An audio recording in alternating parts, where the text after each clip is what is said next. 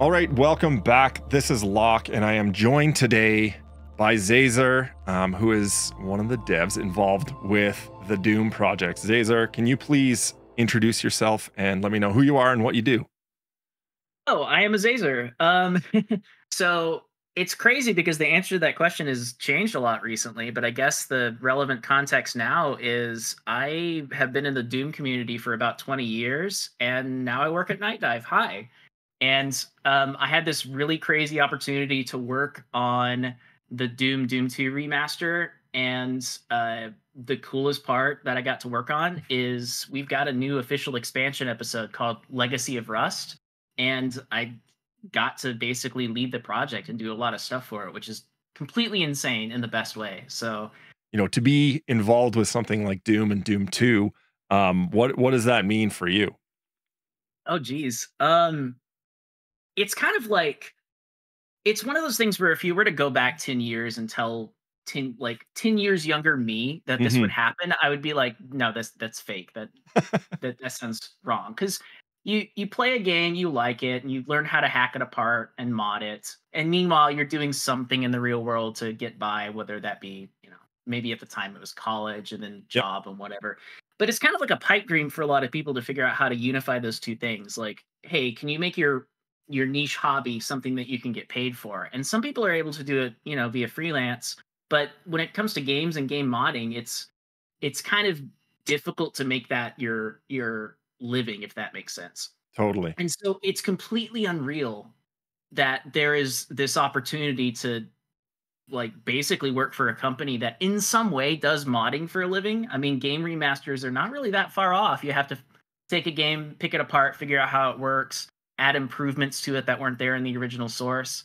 And being able to do that in the context of Doom and then literally be able to make new maps, levels, music, stuff that I've done for fun as something official is just it's nuts. Like it's crazy twice because not only do I get to do this as part of my day job, but secondly, I literally get to contribute an official expansion that's published alongside the game. Like it's just there, selectable in the menu. So, Legacy of Rust, not only a cool name, but can you give me a little bit, if there is any, can you give me any anecdotes on what that name means, why that title, or was it just sound badass?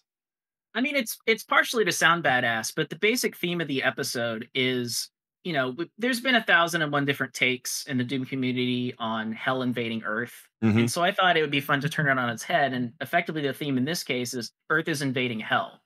So after Doom 2, you go and defeat the demons, all that kind of stuff. The UAC decides to move in and colonize a little bit of hell to exploit some of its unnatural resources. And of course, that goes belly up because obviously the demons aren't going to stick around and do that. They end up awaking a deep terror. And so effectively, the UAC has left behind a legacy of rust on the other side of the gate in Cool. hell. So it's kind of what the name more or less means. But 90 something percent of that name is just chosen because it sounds cool.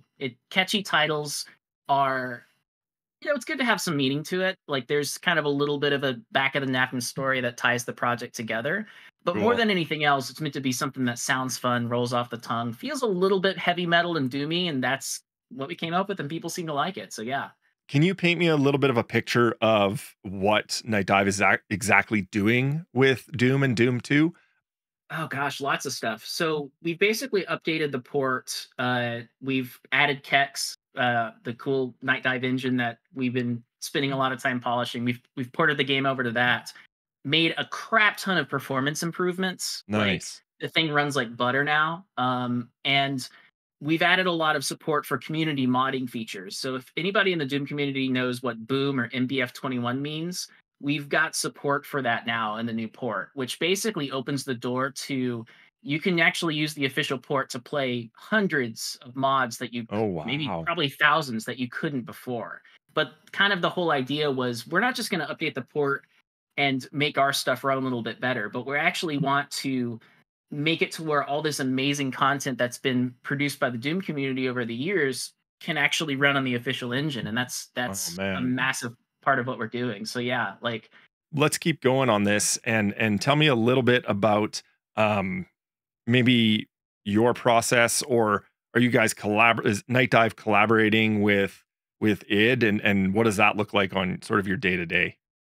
So day to day, like we've got a couple of guys at id that are just kind of there on the ground floor with us, developing. Like there doesn't even really feel like a separation, I guess. Hmm. Like Sponge and Adam Pyle, Sync Error are just there and working alongside of us, which is really cool. The So I guess in a way it doesn't really feel that much different than collaborating in any other project. There's not like a wall in between Yeah, us.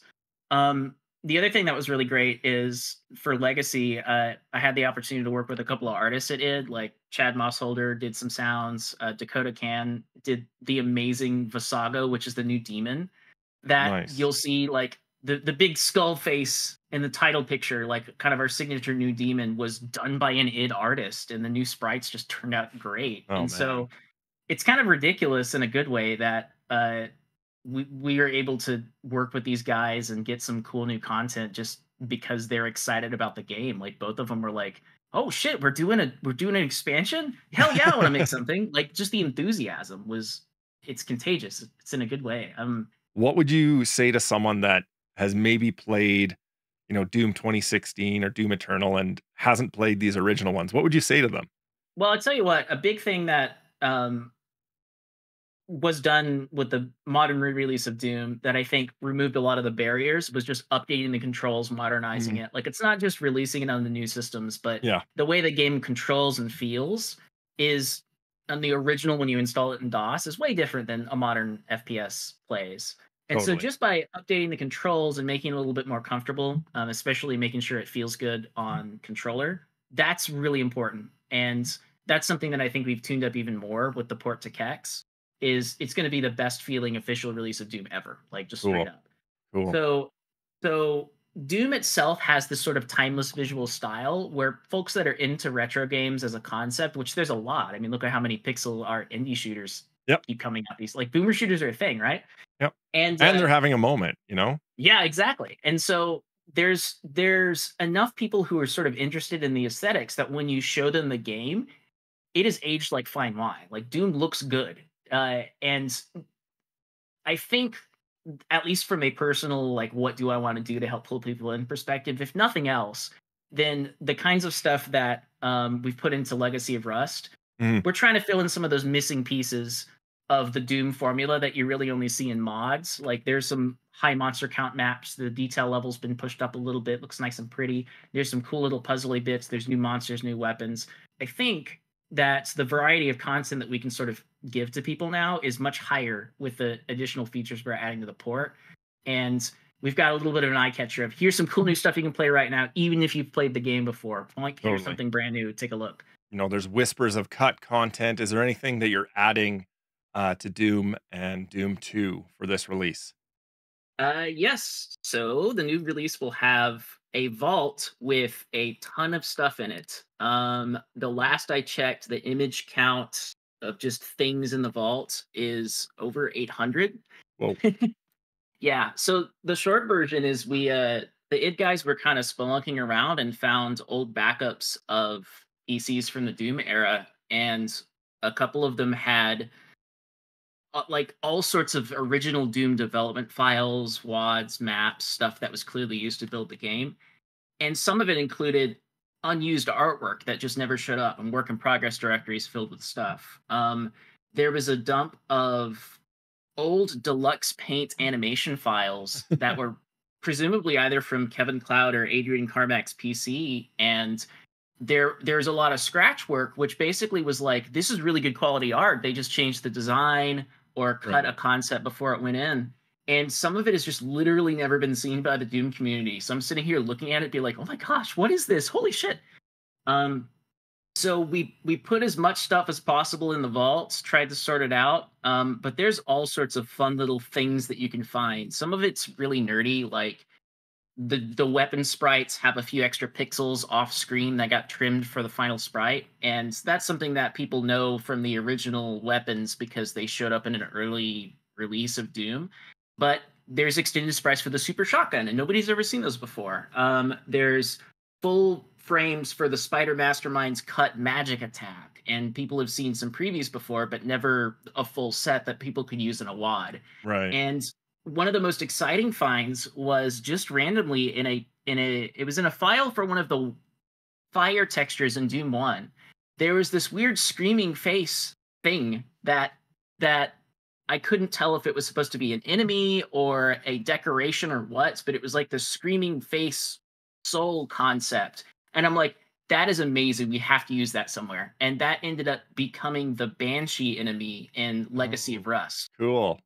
In fact, a lot of the stuff in the Rust expansion was actually based directly on cut content. So there's a whole lot of textures which were created that were good, that never shipped, that we've restored and put in the WAD. And then some of the enemies, like the ghoul enemy is based on the beta Lost Soul, and people will recognize that one. But we also have an enemy that is basically a miniature spider mastermind. We're calling it the Mind Weaver. It's basically an Arachnotron with a super chain gun.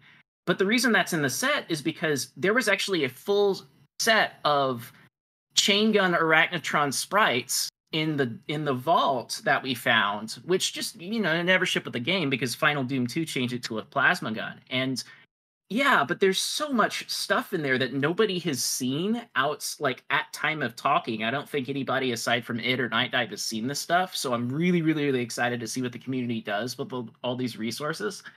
And we tried to give some of them some justice in the new set, but we're really only scratching the surface here. There's so much more in there that we haven't really touched yet.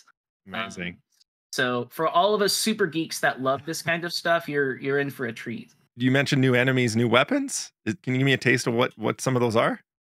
Yeah. So enemy-wise, you've got a couple of almost returning figures from the alpha days of Doom. You've got the Ghoul, which is a little skull that follows you around and swarms you.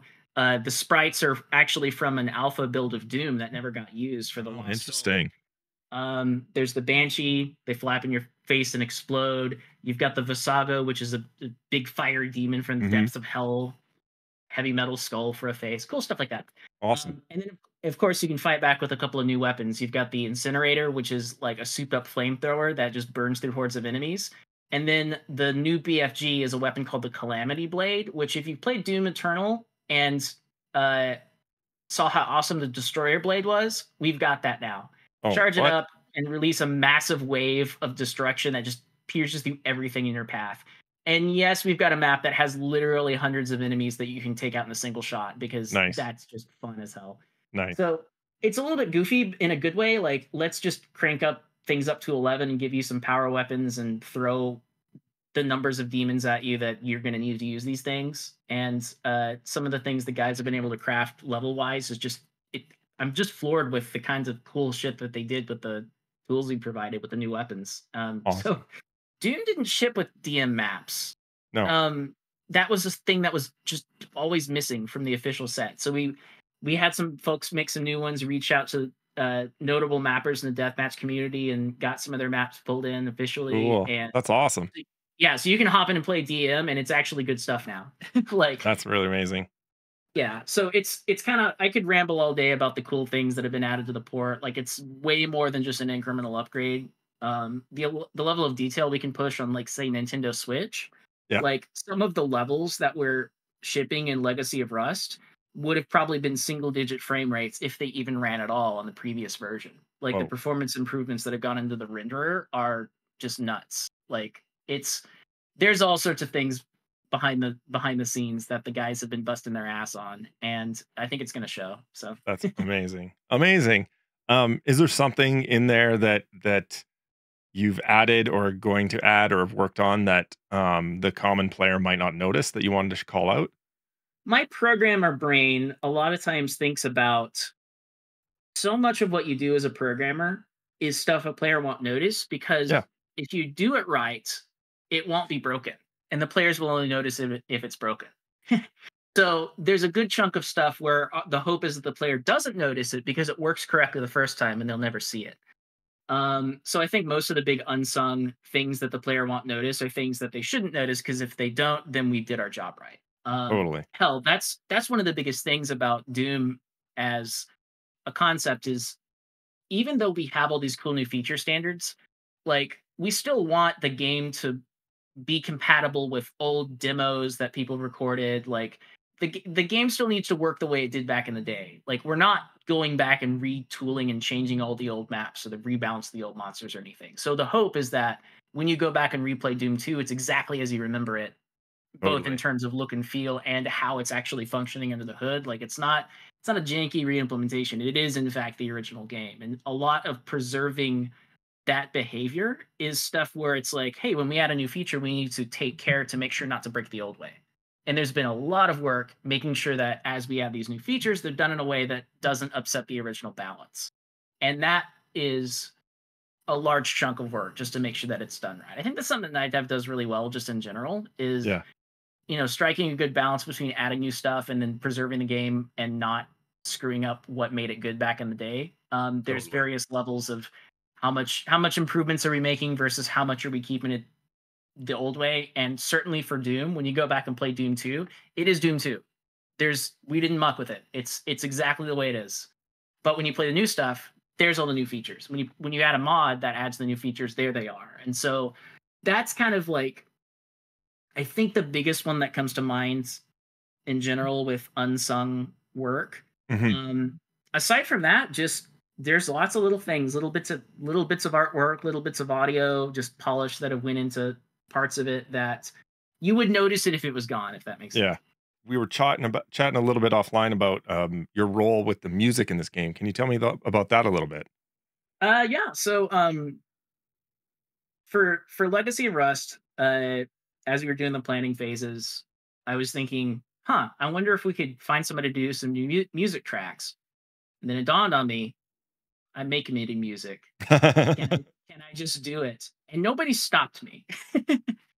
So yeah, I wrote 15 and a half songs for the project, and it was a Cool, lot of man. fun and maybe a little bit too much, but the soundtrack is fun because it's kind of meant to be it's a celebration of Doom music as a whole. The Doom modding community has a couple of fixtures, James Paddock, Stuart Wren, a zillion people that I'm just not naming, that have been amazingly proficient musicians. Mark Klim back in the day in the 90s. And a lot of the signature sound of Doom mods was kind of crafted by these guys. And so, as part of Legacy's soundtrack, I wanted to sort of like get a little bit of that, have a couple of tunes that sound kind of like old school Bobby Prince. Mhm. There's even a track in there that sounds a little bit like a Doom Eternal soundtrack, a little bit Ok. in a very cheesy MIDI kind of Yeah, yeah, way. yeah, for sure. Yeah, but it's meant to be sort of a supercut of here's what Doom music is over the years. And it's the most intent, I guess I could say, I've ever put into a music production, because like that's maybe 10% of it, and the other 90% has been F it, just jam. Let's Yeah. write stuff and hope it works. So it was a lot of fun, and so far the guys on the team seem to like it, and nobody has told me that the track on their level sucks and for me to change it, and I think that's a success. I'm used to just the project speaking for themselves, if that makes sense. And so Yep. now I'm in this unusual position where I've helped with the remaster. We've got an expansion episode which is specifically designed to show off the capabilities of the remaster, and I'm sort of torn a little bit because my natural tendency isn't to be like, "Hey guys, I'm going to sell you this thing I made." Like it's just, I don't know. That's never. I'm a developer. I'm not a sales guy, and Yeah. so I do want. I really hope people like the new episode. It was made with love from everybody involved. And if it's not your thing, there's 1,001 other mods to play that you'll probably like better. And if that's the case, there's no hard feelings. But definitely give it a play and let us know what you think. And it's kind of insane that I'm given this opportunity to make something that's going to be, I don't know, put on the front page of everybody's game. Like, what the hell? Why is that allowed? Hey, well, I appreciate you coming and chatting with me. It's been such a fun conversation and so excited to get my hands on this and play Legacy of Rust. So thank you again, Xaser, for your time and your passion. Thank you very much for having me on and for being excited about it too. And I'm just floored to be here. That's the best I can say. Thank y'all so much for this. All right, take care. Enjoy.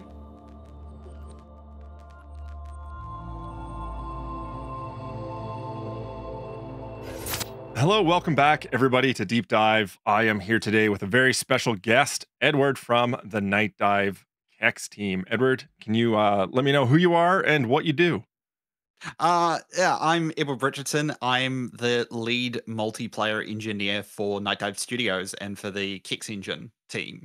So my role was basically rewriting Doom's networking from the ground up. And essentially it's multiplayer support. So I've been around since, what is it? Turok 2 was our first multiplayer project. Right. That was like writing a whole netcode from just being dragged in, like write a whole netcode from scratch. And I've been doing stuff like that since. Cool. Awesome. So from Turok 2 all the way up to Doom now, what does your day-to-day look like as a netcode dev? It rather depends on the project. Like for Doom, it was a bit fortunate that we have like a whole team of people who are very used to the engine. Mhm. So a lot of it was essentially me coming up with a way to synchronize things, and we're already all following the same spec. So a lot of stuff just clicked. It was that we have Ethan writing up a whole bunch of specs for new modding features, stuff Mhm. like that, and all of it just works with all the stuff that I'm writing up. um I guess the most of it was sort of just kind of trying to come up with something that like wouldn't cause the engine to freak out. Just introducing a whole bunch of modern concepts to such an old code base. But was there any like huge technical challenges, or is the whole thing Yes. just or is just the whole thing a huge technical challenge? So, like, Doom was the the original Doom had multiplayer. It was designed to be played over like a serial cable, just Right. transmitting inputs between computers. Like, you could play it over a modem, and by that I don't mean the internet. I mean you physically dialed somebody else's house and Yeah. played that way. Y- Um, it doesn't like Wi-Fi. You can't do that on Wi-Fi nowadays. So, like the challenge was I need to synchronize the world state so people can just join in the middle of the game, or if they like lag out or that they stop responding for a period of time, it doesn't cause the whole game to just stall. Right. Um, and like the challenge there is you have maps like Plutonia, like map 32, go to it, Yep. where you just have swarms of enemies all over the place, all active, all moving at once, and you have to fit that in under one. Well, in you have to fit that in 1 kilobyte per frame. That's Oh all my you god. have. Well, I mean, let's switch gears a little bit, and why don't you tell me a little of your history with Doom? The Doom came out like 1993. Yeah. Then my dad, like a few years later, my dad is setting up like a network between two computers. Doom had multiplayer, but I never knew it existed. Like you start Doom up, there's no screen saying, "Oh, there's multiplayer here." It's all hidden off in a setup program. Right. And of course, I'm a child. I don't run setup programs. And my dad, so my dad's setting up this network. Is like, I need to test it. Doom has IPX support. So he sits me down on one computer. He goes to the other. Doom starts, and there's two people in the game, and my mind is blowing. And it's like Crazy. since and since then, I'm like hooked. I'm trying to find more ways to play Doom. So I'm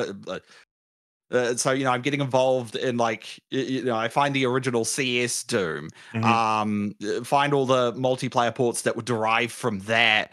Getting involved with Odomex, getting involved with Z Doom's like its multiplayer, which is actually how um I ended up getting my job in Nightdive. It's like I was Cool. messing around with Z Doom at the time, and Sam's in a channel and he's talking about Turok 2, and it's like, I could do that. I'm messing around with Z Doom right now. And so like kind of the weird thing is that my whole career is based off, all the years of playing Doom and playing Doom multiplayer and, getting involved in the community that way. Did you ever think, that it was going to be like that? Where you're just like, yeah, I'm gonna make this my job, or was just like this was your, hobby and your pastime that conveniently turned into a job? It's kind of funny because, like, at the time, when I was a kid, the concept of Nightdive didn't exist. The idea of a company going back and like remastering old games, things like that. I always figured, I'd like to do something with video games or computers in general.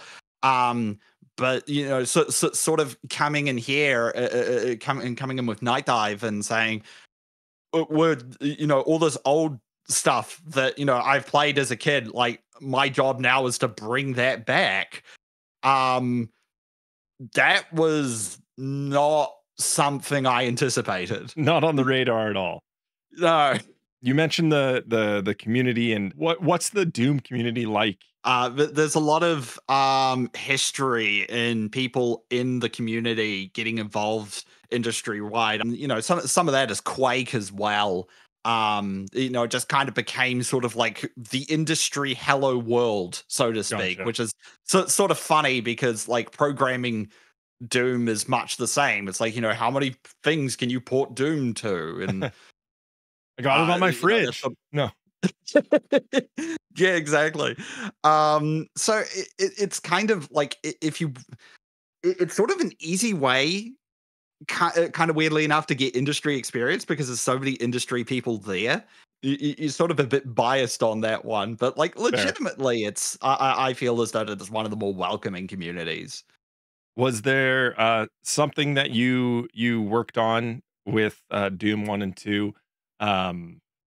that you're most proud of that maybe not everyone will notice? I actually, out of the gate, being able to do like 16-player co-op and deathmatch, Cool. which that seems a little strange at first because you would think, oh, you just increase the player limit. No, you increase the player limit in Doom, a lot of things break. You have to take into it the enemy AI breaks. Like initially, when I started implementing the support, like one of the things I had to be very careful about is you can't just allow the AI to search for more players because that breaks demo support. And that's actually kind of the other thing in the background was maintaining the demo support for like the old demo reels. Yeah. The older track mode.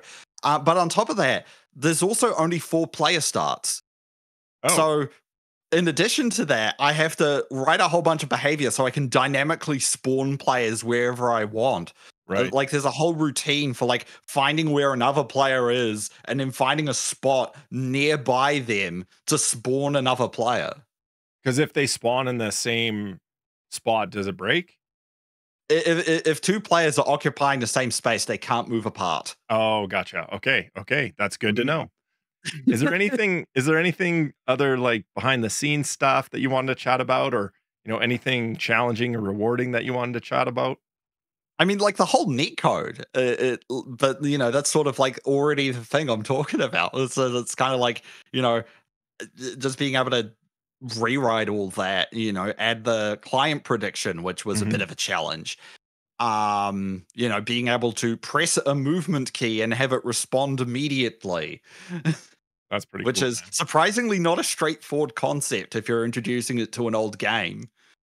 Sounds amazing. Like another thing behind the scenes that I don't so much as I don't think I snuck it in. I think everybody predicted that I was going to do this. It was like being able to do 8-player split screen again, which we did in Quake 2. You can do you can play it on like an Xbox Series, Cool. or on the PC, just 8 players, and you can take that online, which is ridiculous. So you could have like you could get 2 consoles, have 16 people play on 2 consoles. Right. Okay, that's awesome. I'm definitely going to try that if I can track down that many controllers.